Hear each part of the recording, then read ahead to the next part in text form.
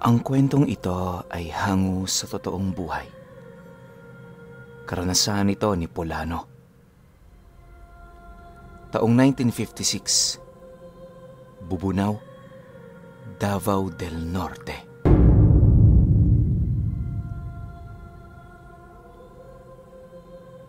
Itong mga panahong ito, isang magsasaka si Polano. Milya-milya ang layo nila sa baryo at yung mga kapitbahay nila bihira mo lang makitang naglakad sa mismong kalsada. Sa kanilang lugar, buhay na buhay ang mga paniniwala pagdating sa mga bagay na hindi maipaliwanag. Ayon kay Polano na, noong mga panahong yon, halos lahat ng bagay merong pamahiin, kagaya ng pagbaliktad ng walis tingting tuwing gabi at pagpasok ng mga personal na gamit sa loob ng bahay upang hindi yun malawayan ng mga aswang. Dagdag pa niya na, sa dinami-rami ng mga paniniwala at istorya, ang pinakatumatak talaga sa kanya ay yung mismong naranasan niya. Nagsimula ang kwento ni Polano noong tumungtong ang buwan ng Marso sa taong ito. Kasalukuyan sila noong naghahanda para sa darating na gapasan, kaya na may doble kayod talaga ang ginagawa nila upang magkaroon ng malaking kita.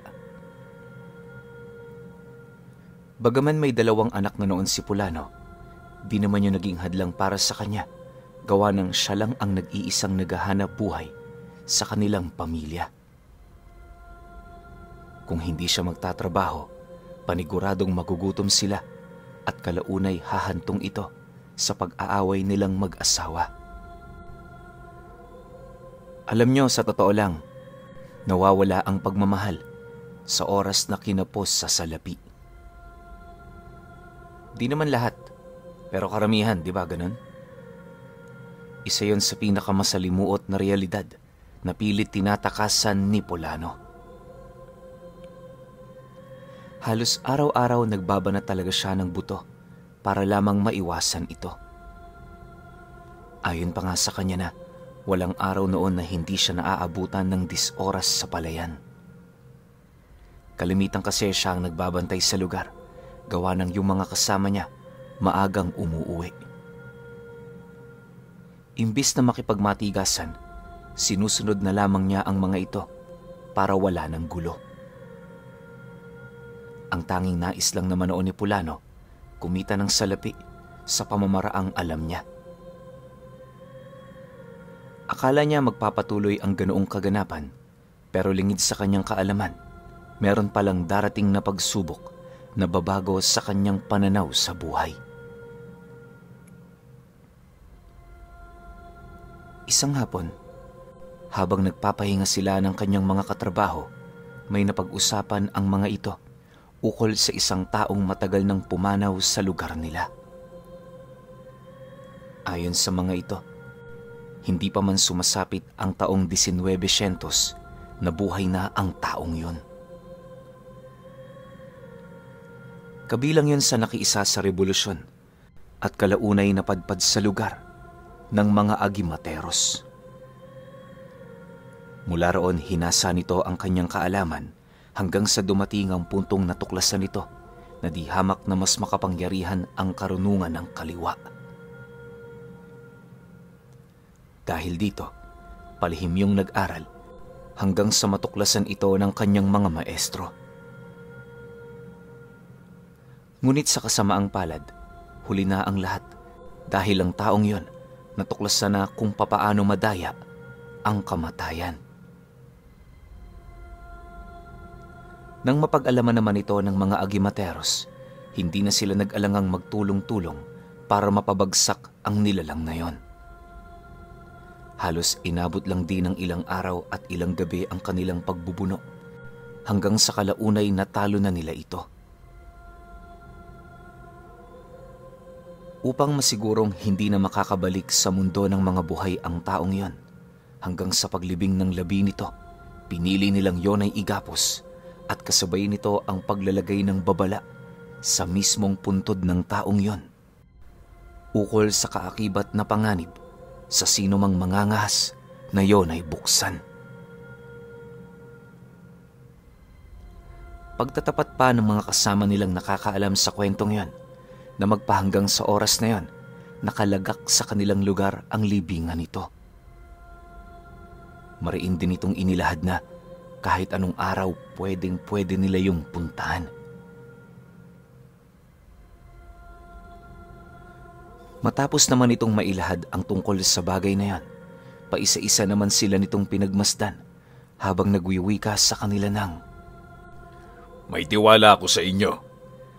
Bibihira lang ang mga taong nakakaalam sa bagay na ito.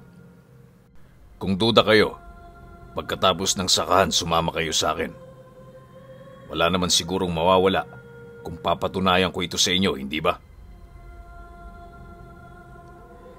Nang marinig naman nila Pulano ang sinabi ng kaibigan nila, ni isa walang naglakas ng loob na sumagot. Sa kanilang lahat kasi, ang lalaking yon ang may pinakamaraming alam na kwento sa lugar nila. Makalipas pa ang ilang minuto, bahagya naman silang natigilan sa kanilang pag-uusap nang marinig nila ang pagtawag ng may-ari ng sakahan. Walang sabi-sabi, agad naman silang lumapit dito para makinig sa mga ibibigay nitong abiso sa kanilang grupo. Sa pagdating naman nila sa kinaroroonan ng may-ari ng lupa, unang bumungad sa kanila ay yung mga pangalan na nakatoka na magbabantay sa gabi. Kagaya ng inaasahan, siya naman ang nakita nito, ngunit ang ipinagtataka niya noon, bakit isinama ng may-ari yung lalaking hindi nito gaanong pinipili? At yon ay walang iba kung hindi yung lalaking nagbigay sa kanila ng detalye sa taong dumaya sa kamatayan. Dahil dito, wala namang nagawa si Pulano kundi ang sumang-ayon. Labag man yun sa kanyang loob, pinili na lamang niyang makisama alang-alang sa parteng makukuha niya.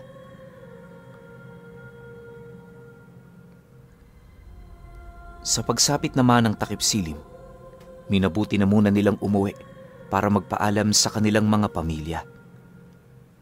Magdamaga na kasi ang pagbabantay noon, kaya kinakailangan na talaga nilang ipagbigay alam ang mga gagawin nila. Bago pa man tumungtong ang 6:00 ng hapon, kasalukuyan na siyang naghihintay sa gilid ng sakahan. Akala niya umuwi yung kasama niya, pero pagsilay naman niya sa dulong bahagi nito, nasipat niya yung naglalakad, bit-bit ang isang maliit na sulo. Sa estado ng katrabaho niya, parang meron itong hinahanap sa lugar na yon. Hindi naglaon, nang makabalik na yon kung saan man siya naroroon, napangiti lang naman yon sa kanya habang nagwiwika ng, "Akala ko matagal ka pa eh. Ano? Tara na. Magluto na tayo."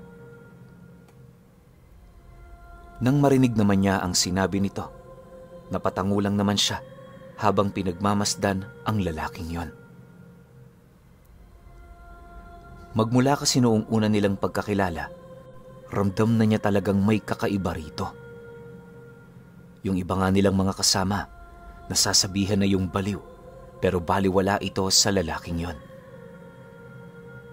Ni minsan hindi ito napikon sa kanila, lalo na kung ang pinag-uusapan ay walang kwenta.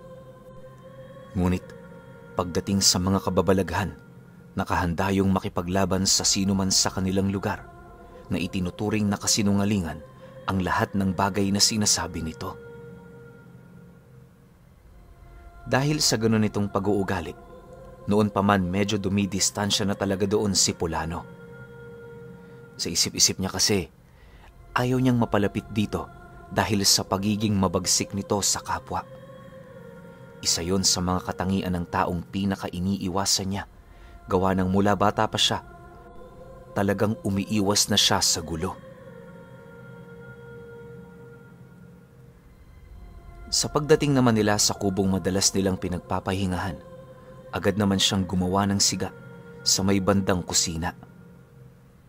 Yung kasama niya noon nasa labas lang, maiging binabantayan ang napakalawak na maisan na ipinagkatiwala sa kanila. Siyempre dahil nga sa medyo hindi sila magkalapit ng lalaking yon, pinili niyang manatiling walang imik sa kabila ng pagnanais niyang magkaroon ng kausap buhat sa matinding pagkaburyong. Ilang minuto pa ang lumipas nang maluto na niya ang mga pagkain nila. Agad naman niya yung tinawag para sumabay na sa kanya sa pagkain. Kahit naiilang, pinilit niyang pakisamahan ito nang sa gayoy hindi maipakitang nakikisama pa rin siya rito. Sa kasagsaga ng kanilang paghahapunan, naging maayos naman ang lahat. Tahimik lang ang lalaking yon, kaya na may inakala niyang hindi na ito magsasalita pa. Subalit nang malinis na nito ang pinggang pinagkakainan, bigla naman yung napasilay sa kanya habang nagwiwika ng, "Nakikita ko sa mga mata mo ang kagustuhan mong malaman tungkol sa taong yon. Pero tatanungin muna kita, Polano. Handa ka na ba talagang malaman ang kabuuang istorya ni Encarnato? Mangako ka muna sa aking sasama ka at kapalit nito, hinding-hindi kita pagdadamutan ng detalye ukol sa kanya." Sumang-ayon ka na. Alam mo kasi, gusto rin naman kitang isama. Huwag kang mag-alala, hindi ka mapapahamak sa ating gagawin. Ako na mismo ang sisiguro sa'yo, iligtas ang lugar na ating pupuntahan.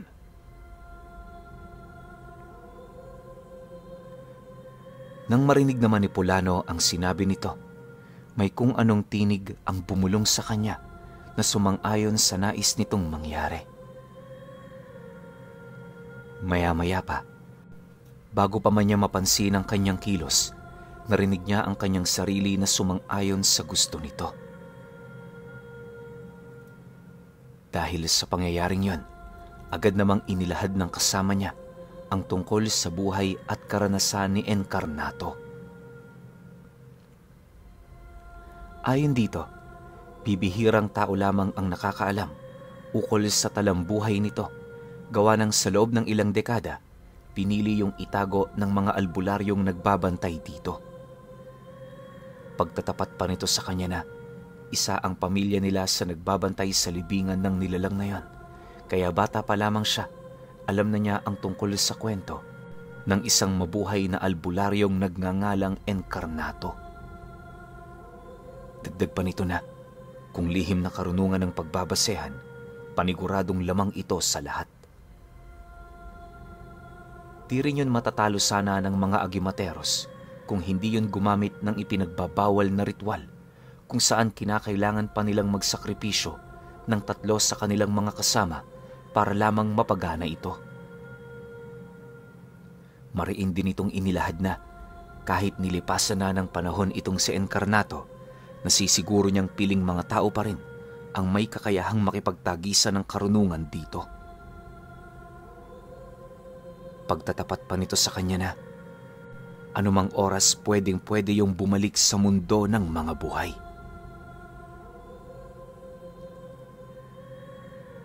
Sa pagpapatuloy naman ng kanilang pag-uusap, may mga detalye pa yung nabanggit sa kanya na talaga namang nakapukaw ng kanyang atensyon. Hindi niya mawari pero lahat ng sinasabi ng katrabaho niyang yon, tinuturing niyang totoo. Maya-maya pa, nang mailahad na nito ang lahat sa kanya, agad naman siya nitong niyaya sa labas, sabay turo sa isang bundok na merong matarik na daan paakyat. Pagbaling naman ito ng paningin sa kanyang kinaroroonan, dahan-dahan naman yung nagwika sa kanya ng, "Diyan nakalagak ang labi ni Encarnato. Sa isang buhay na bato, nakaukit ang kanyang pangalan. Ngayong Biyernes, Polano, pagkatapos nating gumapas, pupuntahan natin ang lugar na yan. Alam kong sa ngayon di ka pa gaanong maniniwala, pero hayaan mo, sarili mo ang kukumbinse sa mga bagay na sinasabi ko sa iyo." Nang marinig naman niya ang sinabi ng kanyang kaibigan, tumangulang naman siya habang sumasagot dito ng, Sige, dahil seryoso ka naman sa sinasabi mo, Agato, maniniwala ako ngayon sa'yo. Sana hindi ka nagbibiro sa mga bagay na maaabutan natin sa lugar na yan. O siya, magtrabaho na muna tayo. Pagkalahad naman niya ng mga bagay na yan, agad naman nilang nilibot ang malawak na sakahan.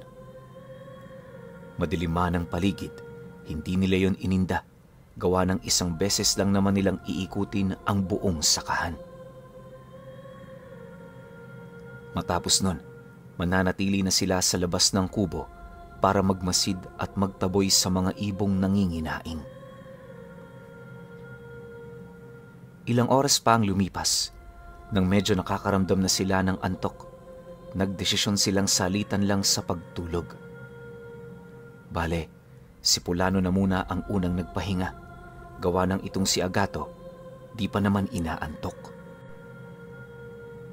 Bukod kasi sa magbabandang 11:00 pa lang noon, naging abala naman yon sa pag-iihaw ng mais. Kahit gustong-gusto niya ring umihaw noong mismong gabi, hindi niya na yon ginawa pa sa paniniwalang hindi ito matutunaw sa tiyan niya hanggang sa susunod na araw. Kinabukasan matapos ang kanilang pagbabantay, minabuti na muna nilang umuwi para magpahinga. Ilang oras lang din sila noong natulog at pagpatak ng 11:00, bumalik na sila sa bukid para magtrabaho. Yun kasi ang nakatakdang oras na ibinigay sa kanila ng may-ari, nang sa gayoy makalikom naman sila ng sapat na lakas para ipagpatuloy ang mga bagay na kanilang ginagawa. Sa paglipas pa ng mga araw, naging normal naman ang buhay ni Pulano. Sa sobrang dami ng kanilang ginagawa noon, halos malimot na nga niya ang tungkol sa napagkasunduan nila ni Agato. Subalit, pagtungtong naman ang araw na nabanggit nito sa kanya, personal naman yung tumungo sa kanilang bahay para sunduin siya. Ayon sa kanya, na noong mga oras na yon abalang-abala siya sa paglalaba ng damit ng kanyang asawa at mga anak. Ilang beses din siyang nagpalusot sa katrabaho niyang yon, pero nagpumilit yung maghintay sa kanya hanggang sa mapansin niyang papasapit na ang hapon. Dala naman ng matinding pagkahiya, wala na nga siyang nagawa kundi ang magpaalam sa kanyang asawa. Bago sila umalis ng pamamahay niya, hindi naman nila maiwasang magkasagutan, subalit sa hindi malamang dahilan, wala yung epekto sa kanyang katrabaho. Ilang minuto pa ang lumipas, tahimik naman nilang binaybay ni Agato ang daan patungong bundok. Noong una wala talaga siyang balak na kausapin ito, pero nang marating na nila ang paanan ng lugar na yon, may napansin naman siyang mga kakaibang taong umaaligid sa buong paligid. Bawat isa sa mga taong yon nakasuot lang ng bahag, at sa estado ng mga ito, parang nabibilang yon sa lahi ng mga katutubo. Siyempre di naman niya yun gaanong pinapansin. Gawa ng bukod sa may daladala yung mga panat palaso, armado rin yon ng mga sundang at itak. Maya-maya pa, nang mapansin naman ni Agato ang matindi niyang pag-aalala, napilitan naman yung lumapit sa kanya para magpaliwanag. Ayon sa kaibigan niyang yon, bantay nila ang mga katutubong kanyang nakikita sa lugar na yon. Kung nagkataon ding hindi niya yon kasama, maaaring kanina pa siya sinugod ng mga ito. Nabanggit din ng kaibigan niya na nakahandang pumatay ng tao ang mga katutubong yon sa oras na nararamdaman nito na unti-unti nang naiistorbo ang katahimikan sa kanilang lugar. Dagdag pa nito na hindi rin basta-bastang maging kalaban ang mga taong yon sa kadahilan ng sintigas ng bakal ang mga balat nito. Pagbibiro pa ng kasama niya na kung makipagbuno siya sa mga ito, paniguradong hindi siya aabot ng 1 minuto. Nang marinig naman niya ang sinabi ng kanyang kaibigan, tahimik lang naman siyang sumunod sa likod nito hanggang sa hindi naglaon, bahagya naman silang napatigil para gumawa ng sulo. Hindi naman yun naging mahirap para sa kanila, lalo pat may baon-baon silang mga tela na ibinabad nila sa langis. 2.5 oras pa ang dumaan, halos mga lahati na nga sila sa bundok ngayon. Si Pulano noon, hingal na pero pinipilit pa rin niyang makasunod sa kanyang katrabaho. 15 minuto pa ang lumipas, matagumpay naman nilang narating ang gitnang bahagi ng bundok kung saan may nabubuhay doon na isang malaking puno ng kawayan. Pagsilay naman niya rito, alam niyang hindi yun madaling pasukin dahil bukod sa matatalas nitong mga sanga na para ng baging, siksik din ang mga papausbong na puno nito sa lugar na yon. Ang mas ikinagulat pa ni Pulano, bakit parang hindi yun napuputulan ng kahit isang puno? Medyo nakakapagtaka yun sa kanya, gawa ng kadalasan sa mga puno ng kawayan, pinuputulan talaga sa oras na maganda ang pagkakasibol ng mga puno nito. Naniniwala rin siyang nagagamit ng kahit na sinong tao ang puno ng kawayan, kaya hindi malabong may mangdiskita rito. Pagkaraan pa ng ilang minutong pagmamasid, nang hindi na niya maatim ang mga palaisipang bumabalot sa kanyang katawan, dahan-dahan siyang napadikit sa kanyang kaibigan habang pabulong yung tinatanong ng, "Hoy Agato, dyan ba tayo papasok? Bakit parang kanina ka pang tulala dyan? Siya nga pala, wala bang pumuputol sa mga puno ng kawayang yan? Tingnan mo, magaganda ang sibol at tayog ng puno. Kung puputulin mo ito, makakagawa ka ng magandang bahay." Dahil sa kanyang sinabi, agad namang napasilay sa kanya si Agato habang seryoso yung sumasagot sa kanya ng, "Dito sa lugar namin, hindi pinuputol ang mga punong nakatubo sa mga banal na lupa. Ang pinaglalagakan ni Encarnato, tinuturing naming banal. Oo, umanib nga siya sa kaliwa, pero hindi yun nangangahulugan na hindi na siya isang agimateros. Balibalik ta rin man ang mundo, kaanib pa rin siya ng aming angkan. Tayo na, Pulano. Kailangan na nating magmadali dahil limitado lang ang oras ng ating pagbisita rito. Maya-maya, meron nang maglilibot at hindi magiging maganda sa atin kapag natuklasan nila na tayo'y naririto." Pagkalahad naman ni Agato sa mga bagay na yon, walang pagdadalawang isip naman nilang tinahak ang daan patungo sa kawayanan. Habang lumalayo sila sa lugar na kanilang pinanggalingan, napansin naman niya noon ang tila bang paghina ng siga ng sulo nila at kalaunay tuluyan na rin yung namatay. Nang mawala na ang siga nito, agad naman silang binalot ng kadiliman, ngunit sa kabila nun, mariing inilahad sa kanya ni Agato na magpatuloy lang. Hindi naman o nagdalawang isip itong si Pulano, lalo pat nakasunod lang naman siya rito. Sa loob ng halos ilang minuto nilang paglalakad, wala na nga siya noong maaninag hanggang sa dumating ang puntong narating na nga nila, ang gitnang bahagi ng kawayanan kung saan sa lugar na yon nakakalat ang liwanag ng buwan. Pagsilay naman niya sa pinakagitna nitong bahagi, nasipat niya ang isang parihabang bato na hindi nalalayo sa disenyo at itsura ng isang kabaong. Dahil sa mga bagay na kanyang nasilayan, di naman niya maiwasang mapaisip na maaari ngang totoo ang kwento ng kaibigan niya ukol sa taong nagngangalang Encarnato. Paglapit naman nila sa lugar na yon, itinuro ni Agato sa kanya ang mga batong nakabaon sa lupa na nahahanay sa mismong pinaglalagakan nung nilalang na binabanggit nito. Base rin sa kanyang nakikita, alam niyang hindi lang nagkataon ang mga batong yon, sa halip merong nagdisenyo nito.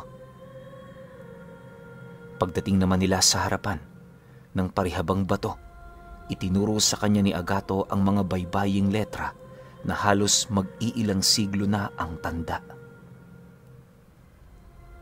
Nakasaad sa mga letrang yon ang mga katagang tumigil, lumayo, umiwas. Dito nakalibing ang pinakamapanganib na kalaban ng mga agimateros. Enkarnato, ang traitor.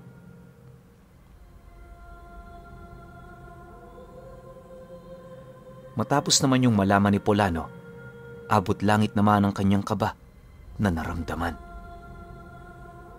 Pagkahawak naman niya sa bato, laking gulat na lamang niya nang mapansin niyang parang tumitibok ito. Dahil sa pangyayaring yon, di naman niya maiwasang mapatanong kay Agato ukol sa bagay na kanyang nararanasan. Nang marinig naman ito ang kanyang sinabi, tapatan naman itong inilahad sa kanya na ang nararamdaman niyang yon ay ang pintig ng puso ni Enkarnato. Sa pagtagal ng panahon, naging kaisa na ng libingan nito ang kanyang wisyo. Dagdag pa ng kaibigan niya, isa yon sa mga buhay na patunay na totoo nga ang nilalang na yon. Sa pagpapatuloy naman ng kanilang pagmamasid, hindi naman nila maiwasang mag-usap. Si Polano noon, animoy hindi maubusan ng mga bagay na kanyang itatanong. Pinaunlakan naman yon ni Agato dahil sa simulat sa pool, gusto talaga siya nitong mamulat ukol sa ganoong realidad. Isang oras pa ang lumipas, nang akmang aalis na sila sa lugar na yon.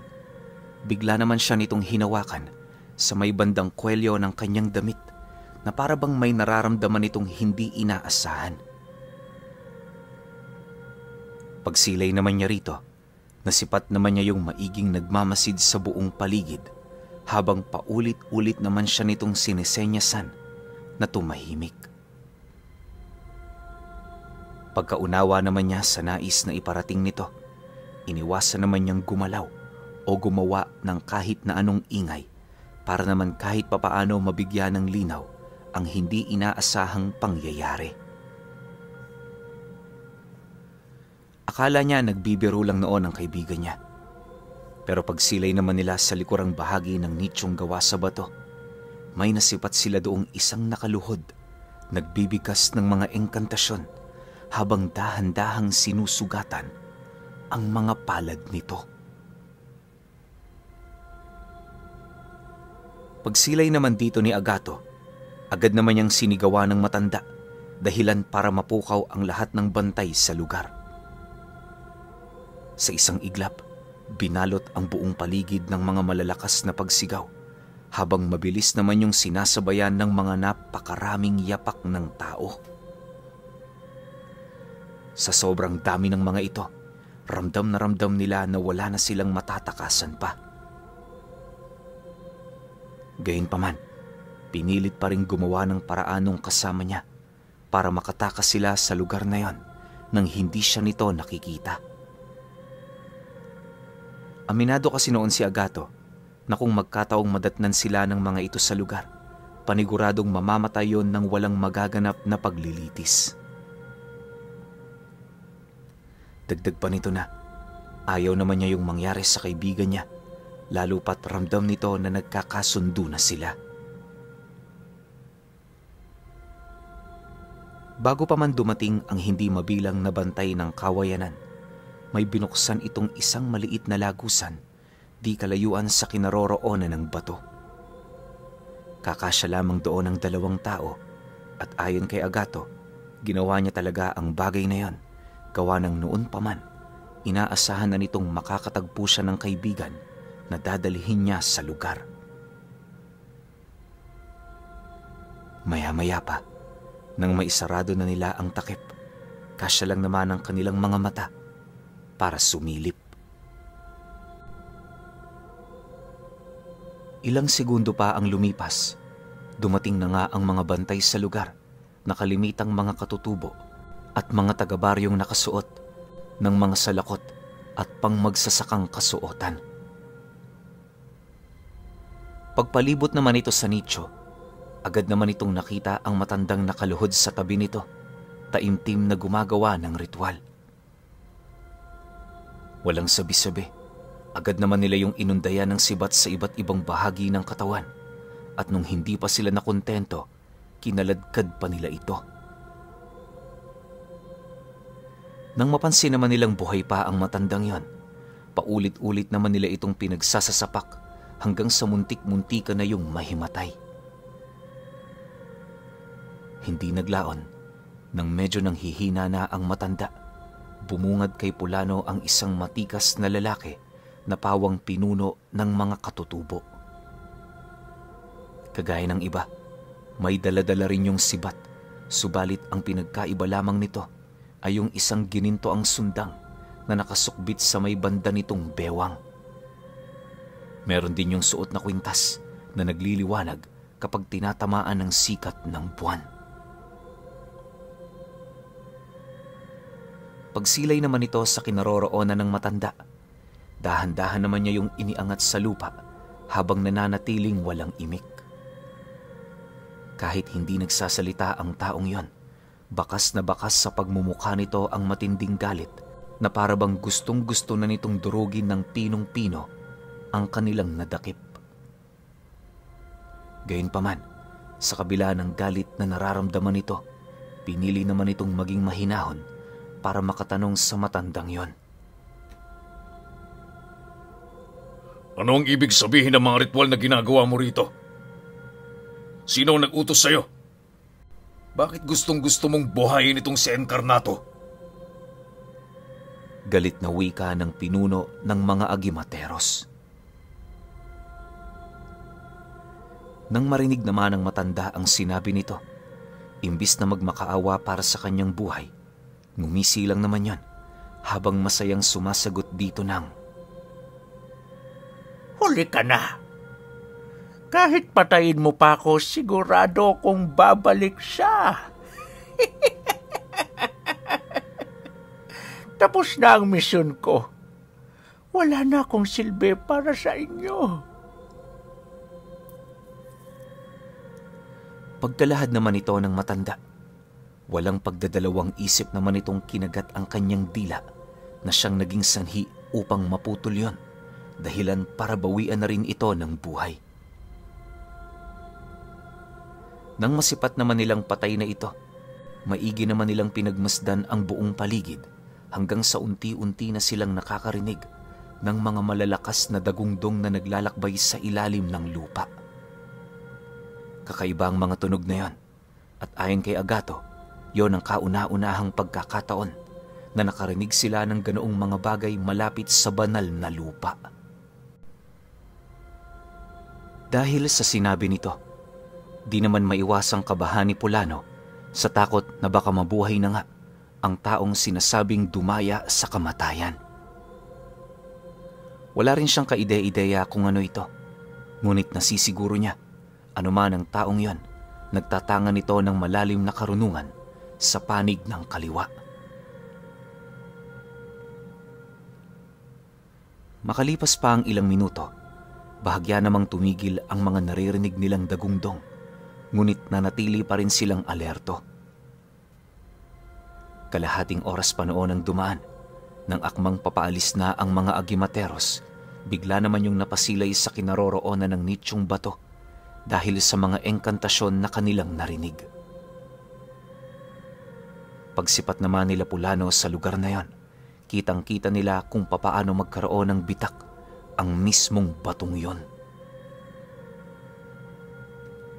Maya-maya pa, sa hindi inaasahang pangyayari, sumabog ito.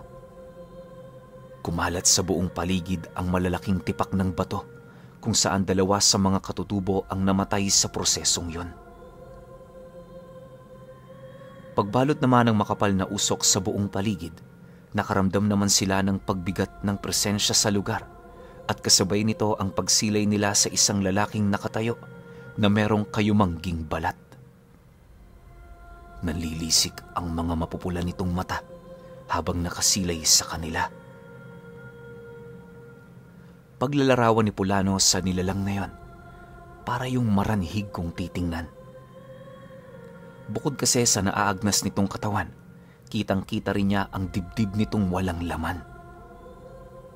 Ngunit sa kabila nun, hindi naman niya kayang maipaliwanag kung bakit nabubuhay pa rin ito. Sa pagpapatuloy ng kanyang pagmamasid, doon niya nakita ang sandatang hawak-hawak ni Encarnato na gawa sa buto ng hita ng tao. Napakatalas nito at yung kulay nito para ng uling. May mga nagliliwanag din yung batong nakabaon sa kanyang mga kalamnan na ayon naman kay Agato, mga buhayo na mutya na minsang tinanga nito. Maya-maya pa pagnisi naman ng nilalang na yan, agad naman itong sinugod ang mga agimateros dahilan para mapilitan din yung makipaglaban. Sa isang iglap, kumalat sa buong paligid ang sigaw at iyak nung mga katutubong walang habas nitong pinagsasasaksak. Ilang beses din nila yung sinubukang pagtulungan pero sa kasamaang palad paulit-ulit lang nitong napapangibabawan ang kanilang mga lakas.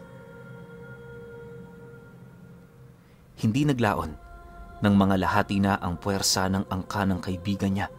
Napilitan na yung umatras habang patuloy pa rin yung nakikipaglaban. Pagsilay naman nila Pulano na medyo malayo na ang mga ito, dali-dali naman silang lumabas sa lugar na kanilang pinagtataguan. Nang akmang tatakbo na sila papalayo, may nasipat siyang isang garapong nakatayo sa loob ng nichong bato. Bagaman hindi niya mawari kung ano ang nilalaman nito, nagdesisyon siyang yun ay kunin sa paniniwalang malaki ang maitutulong nito sa kanila. Matapos naman niya yung makuha, mabilis naman nilang tinahak ang daan pababa ng bundok. Kahit napakatarik ng kanilang dinaraanan, hindi na nila yon ininda pa, basta ang nais nilang mangyari, makalayo sa nilalang na dumaya sa kamatayan. Ilang minuto pa ang lumipas. Narating na nga nila ang isang maliit na lawa sa paanan ng bundok kung saan mula sa lugar na yon, pinili naman nilang pansamantalang magpahinga. Si Pulano noon, ramdam na ang matinding hapdi ng kanyang mga sugat sa paa pero hindi niya yun gaanong pinapansin. Sa isip-isip niya, hanggat hindi sila nakakalayo sa lugar, magpapatuloy siya sa pagtakbo kahit gaano man kalalim ang kanyang mga sugat. Nang mapansin naman niyo ni Agato, di naman siya nito gaanong pinagtuunan ng atensyon sa kadahilan ng ayaw nitong masira ang kanyang pagmamalabis na mabuhay. Maya-maya pa, nang makalikom na sila ng sapat na lakas, muli naman nilang tinahak ang daan hanggang sa marating na nila ang Karatig Baryo. Pagpasok naman nila noon sa sentro, agad naman siya nitong inalalayan patungo sa kaibigan ng magulang nito. Nang mapansin naman yun ni Pulano, minabuti naman niyang wag nang magmatigas sa paniniwalang ang tanging nais ng kaibigan niya, mailigtas siya sa tiyak na panganib. Pagsilay naman nila sa isang lumang bahay sa tabi ng daan, agad naman nila yung pinasok habang paulit-ulit na tinatawag ang pangalan ng matandang naninirahan sa lugar na yon. Nang makalapit na sila sa pintuan ng bahay nito, dahan-dahan naman siya nitong inalalayan habang nagwiwika sa kanya ng, "Huwag kang mag-alala. Tutulungan ka namin. Pasensya ka na, Pulano. Hindi ko inaasahan ang mga pangyayaring yon. Kung gusto mo akong sisihin sa mga nangyari sa'yo, wala yang problema. Basta sana magpagamot ka muna. Bahala ka na kung anong gagawin mo sa akin pagkatapos ng gulong ito." Nang marinig naman ni Polano ang sinabi ng kaibigan niya, agad naman niyang inilahad dito na wala yung kasalanan, gawa ng di naman siya nito pinilit na sumama. Alam din niyang mabuti ang hangarin nito sa kanya, kung kaya't magaan ang kanyang loob sa kabila ng mga nangyari. Matapos naman nilang makapag-usap, sakto naman ang pagbukas ng isang matandang lalaki ng pinto. Pagsilay naman ito sa kanila, agad naman itong nasipat si Agato na nakangiti. Dahil dito, walang pagdadalawang isip naman sila nitong pinapasok habang mahinahong nagtatanong ukol sa mga nangyari. Siyempre bilang respeto sa abot ng kanilang makakaya, wala sila roong itinago. Bale, nagpasya din silang manatili sa bahay nito sa loob ng ilang araw para mapaghilom ang mga sugat na kanyang natamo. Sa paglipas pa ng mga araw, wala na siyang nagawa kundi ang magpadala ng mensahe sa kanyang mga kamag-anak. Kinakailangan niyang gawin ang bagay na yon, lalo pat wala yung kaide-ideya ukol sa mga naranasan niya. Nang mapag-alaman naman ng kanyang asawa ang masamang balita, noon ding mismong oras na yon, dumayo yon sa baryo kung saan sila naroon. Ikinatuwa naman yun ni Polano, gawa ng sa pamamagitan nito, naramdaman niya ang pagmamahal ng kanyang pamilya. Upang makasiguro namang gagaling siya, minabuti ng mga itong manatili sa bahay ng albularyo nang sa gayoy matutukan ang kanyang pagpapagaling. Hindi naman nagreklamo ang matandang nagmagandang loob sa kanya, gawa ng parte ito ng tungkulin nito. 2 araw pa ang dumaan. Kagaya ng inaasahan, dumating ang bilang na miyembro ng mga agimateros galing bundok. Kasakasama ng mga ito ang kanilang pinuno na kasalukuyan namang sugatan buhat sa matinding labanang napagtagumpayan ito. Hindi naglaon nang masipat naman ito si Agato, dali-dali naman yung lumapit habang seryosong itinatanong ang tungkol sa nangyari sa kanila. Nang marinig naman yon ng kaibigan niya, di na yon nagdalawang isip na ilahad ang totoo. Matapang din itong ipinagtapat sa pinuno ng mga agimateros ang tungkol sa mga nasaksihan nilang pangyayari noong nagdaang araw. Matapos naman yung mailahad ng kaibigan niya, wala namang nagawa ang taong yon kundi ang kumalma. Naisin man kasi nitong magalit, nasisiguro nitong wala nang magbabago sa sitwasyong kinakaharap nila. Sa halip di na makipagtalo, pinili na lamang nitong makipagsagutan nang sa gayoy mapaghandaan ang mga susunod na mangyayari. Ilang araw na namin siyang tinatakasan pero nakakasunod pa rin siya. Natatakot akong makarating siya sa lugar na ito.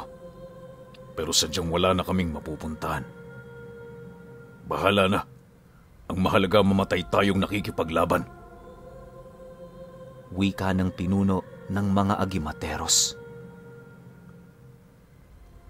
Dagdag pa nito na maaaring malalim ang galit sa kanila ng nilalang na yon, kung kaya't iisang bagay na lamang ang hinahangad nito at yon ay malipol sila.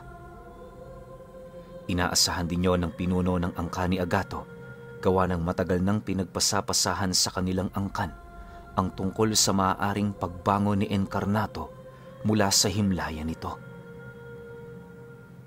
Pagtatapat pa nito na, isa yon sa kanilang pinaghahandaan, kung kaya't magaan ang kanilang loob na mag-alay ng buhay para sa kanilang paniniwala. Pagkalahad naman ng pinuno ng mga katagang yon, hindi na ito nagdalawang isip na utusan ng albularyo na gawing kuta ang pamamahay nito. Mariin kasi nitong inilahad na imbis na magpatuloy sa paglayo para tumakas, mas mainam na kaharapin na lamang nila ito hanggat hindi pa nito nababawi ang kabuuan nitong lakas. Hindi lang ang paglibing sa demonyong yon ang ginawang paraan ng aming mga ninuno para tuluyan siyang maalis sa kanyang kapangyarihan. Noong natalo si Encarnato, inihiwalay sa kanyang katawan ng dalawa niyang pangunahing mutya. Upang masigurong naitago yun ng husto, inialay ng mga ninuno namin ang kanilang buhay para maprotektahan ang mga mutyang yon sa lugar na tanging sila lamang ang nakakaalam. Kahit kami ngayon, walang ideya sa mga bagay na yon, pero malakas ang kutob ko. Pinaghihinalaan kami nito na may kinalaman sa kanyang mga nawawalang mutya. Magsipaghanda kayo sapagkat hindi magiging madali ang ating kahaharapin sa mga susunod na araw. Hanggat maaari, alisin niyo rito ang mga taong hindi naman kabilang sa paparating na digmaan. Wika ng pinuno ng mga agimateros. Nang marinig naman yon ni Agato, hindi naman ito maiwasang sumagot buhat sa matinding pag-aalala sa mga pwedeng mangyari sa kaibigan niya. Nasisiguro niya kasi noon, pupuntirehin din yon ng mga tagasunod ni Encarnato dahil sa kaugnayan nito. Naniniwala rin siya na sa mga oras na yon, nakalikom na yon ng sapat na lakas at tauhan para magsagawa ng malawakang paghahanap sa kanilang mga kalaban. Sa pagpapatuloy naman ng kanilang pag-uusap, ramdam ni Pulano ang tila bang pagtakwil sa kanila ng mga agimateros. Siyempre masakit yun sa kanyang loob, pero anong magagawa nila? Pawang mga ordinaryong tao lang sila. Aminado rin siyang may punto ang lahat ng bagay na sinasabi nito. Gawa ng kung pipiliin nilang manatili, paniguradong magiging pabigat lang sila sa grupo nito. Makalipas pa ang ilang minutong pag-uusap ng dalawa, nagdesisyon na siyang makialam upang hindi na yon lumaki pa. Ayon kay Pulano, tama ang sinabi ng pinuno nito, kung kaya't walang saysay ang pakikipag-argumento dito ng kaibigan niya. Dagdag pa niya na kung yon ang makakabuti, mas pagsusumikapan niyang sumunod kahit wala silang kaide-ideya sa mga mangyayari. Nang marinig naman yon ng dalawa, agad naman yung tumahimik. Maya-maya pa, pagdistansya naman ng pinuno ng mga agimateros, masaya naman yung nagpasalamat sa kanya dahil sa pagiging magkasundo nila. Nang mapansin naman niya ang ginawa nito, napangiti lang naman siya habang sumasagot doon ng, "Pasensya na ho kayo sa ginawa naming gulo. Bukas aalis na kami rito. Kahit alam kong delikado, pagsusumikapan kong maibalik sa normal ang aming pamumuhay. Magandang gabi ho sa inyo, Ginoo." Kasabay ng pagwika ni Pulano ay ang paika-ika naman niyang paglakad patungo sa silid kung saan naroon ang kanyang pamilya. Paglapit naman niya sa kinaroroonan ng mga ito, mahinahon naman siyang humiga sa tabi ng kanyang asawa habang pilit na pinag-iisipan ang tungkol sa mga gagawin nila. Noong una di naman niya maiwasang makaramdam ng takot, pero alang-alang sa kanyang mga anak, naglakas loob siyang makipagsapalaran.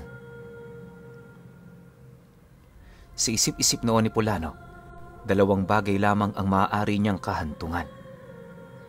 Una, sabay-sabay silang mamamatay sa kamay ng nilalang na yan. At ikalawa, hindi nito mapapansin ang pagkakaroon niya ng kaugnayan sa angkan ng mga agimateros. Sa pagsapit naman ng sumunod na araw, di pa man tumutungtong ang bukang liwayway, kasalukuyan na silang naglalakbay pabalik sa kanilang baryo. Hanggat maaari, iniwasan nilang magdala ng kahit ano na may kaugnayan sa mga agimateros nang sa gayoy hindi sila mabahiran ng presensya ng mga ito.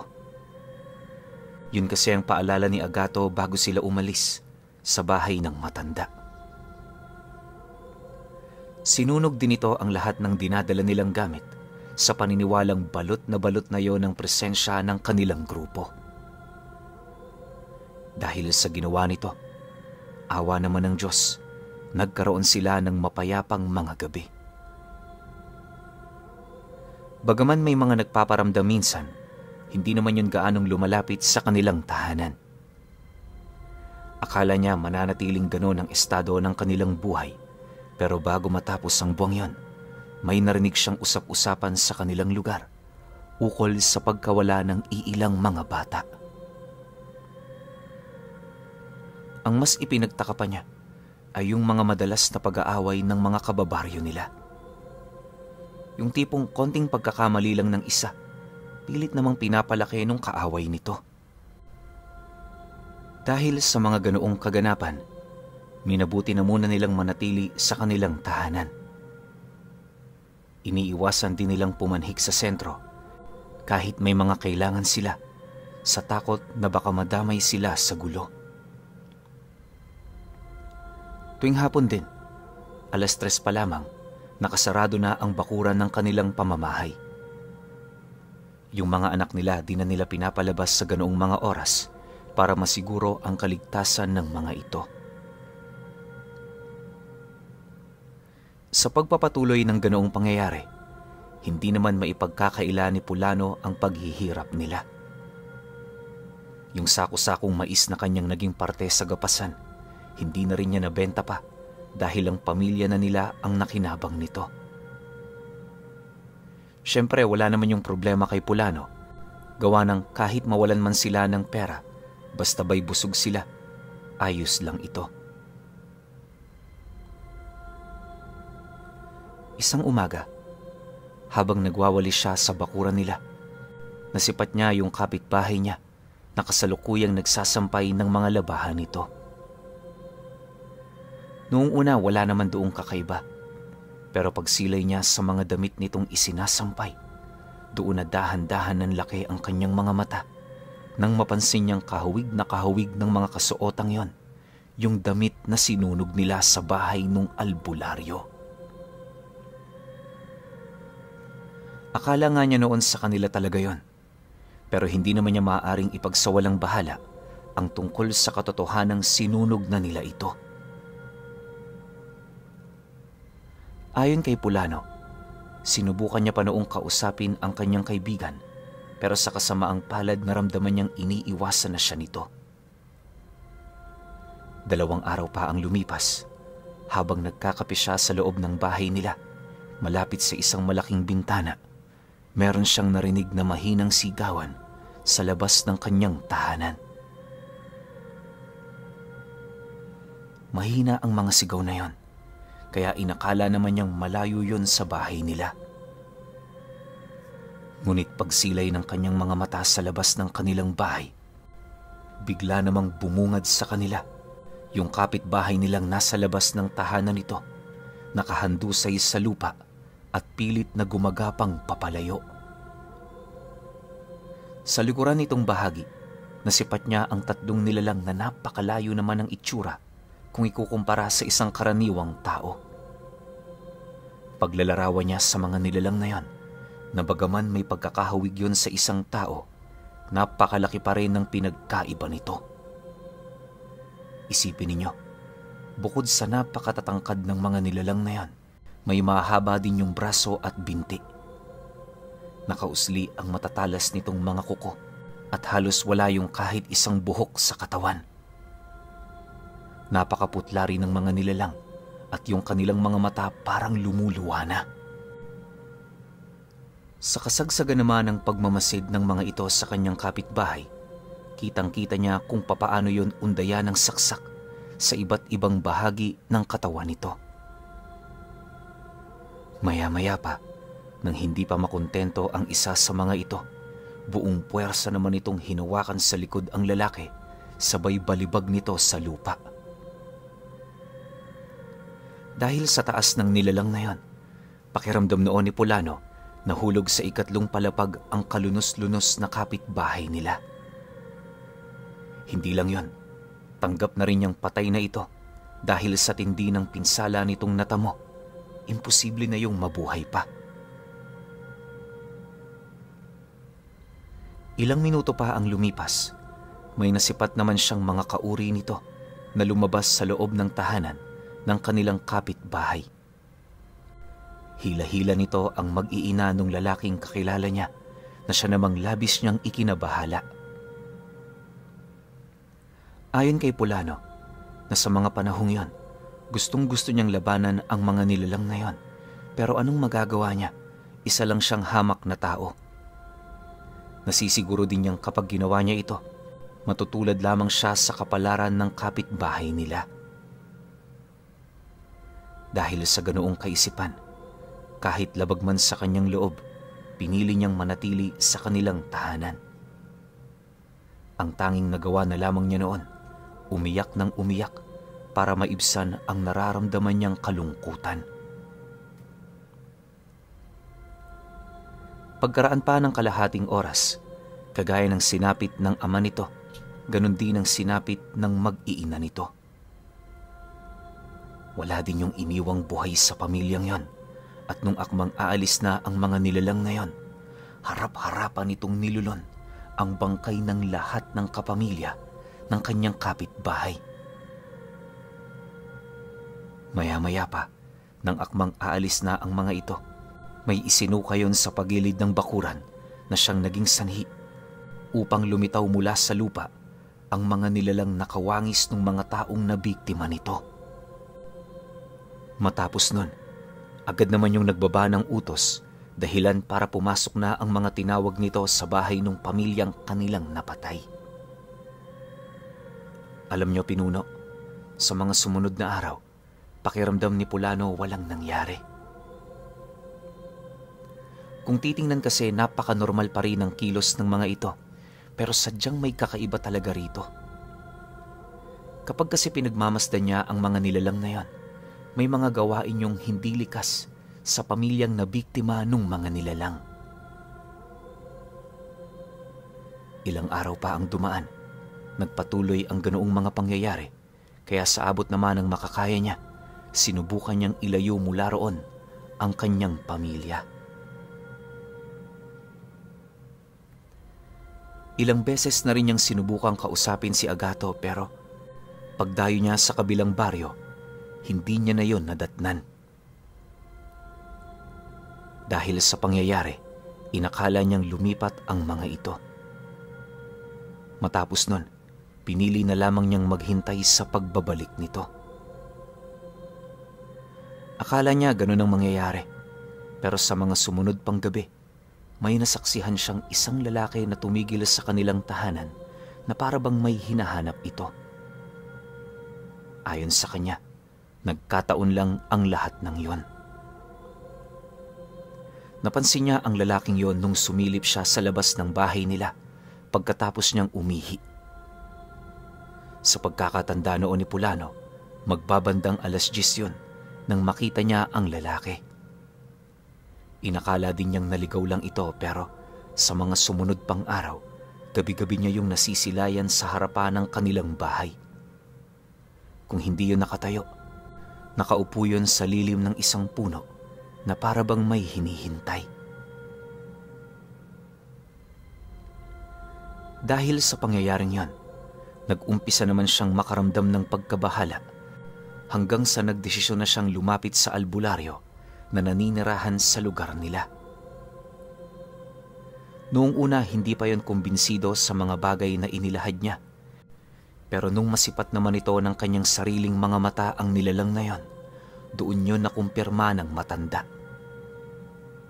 Ang ikinagulat lang nito, napakalayo ng nilalang na yon sa mga ordinaryong aswang na madalas nitong makasagupa. Base kasi sa mga napansin nito, hindi naman gaanong masama ang presensya ng nilalang. Marami rin yung nakikitang mga bagay na suot nito na pawang pagmamay-ari ng isang antingero. Matapos naman niyang marinig ang sinabi ng matanda, hindi naman niya maiwasang mapaisip. Pilit niyang tinatanong noon ang kanyang sarili ukol sa nilalang na palagi niyang nakikita tuwing gabi.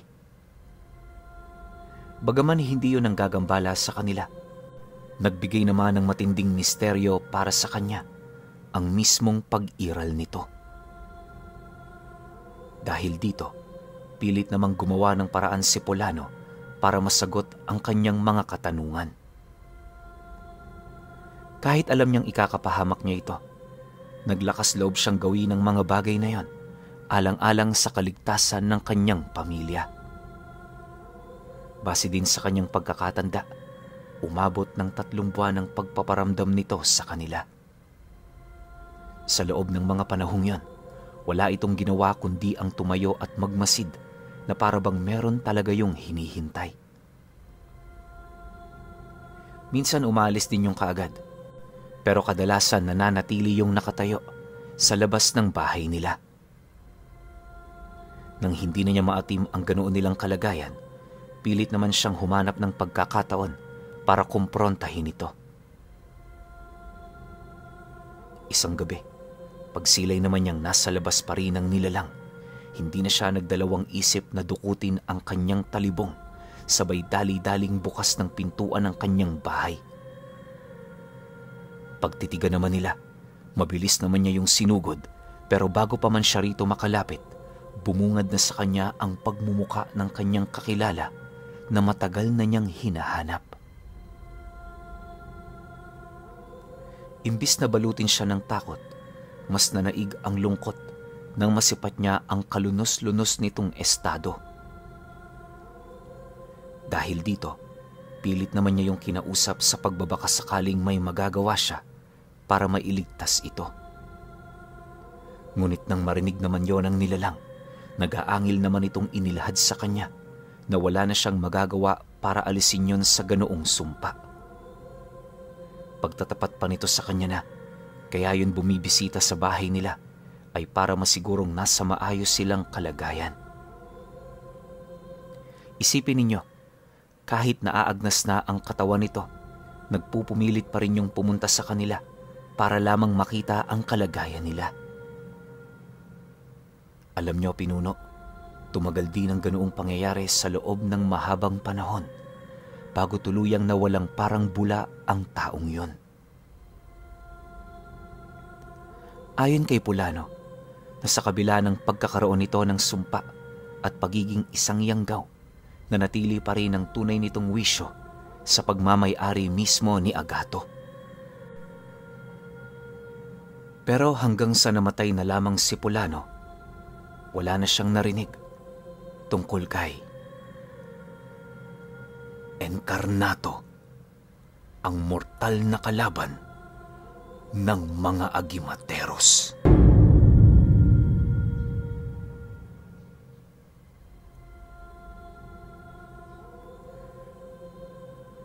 Okay. Opinyon ko sa kwento. Ganda nito, grabe. Isipin ninyo etong si Encarnato dating miyembro ng Agimateros. Pero walang makapagsabi o walang makahula kung ano ang dahilan kung bakit siya naging ganun.